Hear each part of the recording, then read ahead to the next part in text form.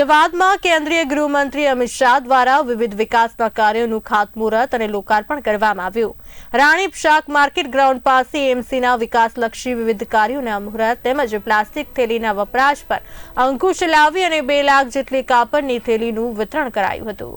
આ કાર્યક્રમમાં મુખ્યમંત્રી ભૂપેન્દ્ર પટેલની ઉપસ્થિતિમાં મોટી સંખ્યામાં ધારાસભ્યો, અમદાવાદ શહેરના મેયર પ્રતિભા જૈન, મ્યુનિસિપલ કાઉન્સિલરો, સ્ટેન્ડિંગ કમિટીના ચેરમેન સહિત મોટી સંખ્યામાં કાર્યકર્તાઓ ઉપસ્થિત રહ્યા હતા।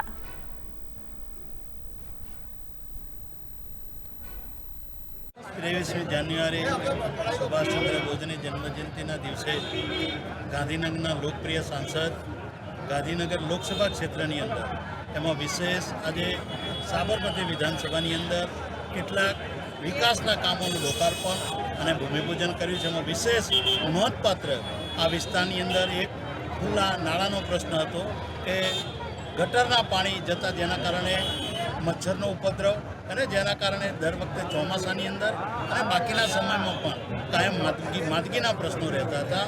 તો એ આજે એનું ભૂમિપૂજન થયું છે। સાથે સાથે આ વિસ્તાર એ રેલવે સરાઉન્ડિંગ વિસ્તાર છે।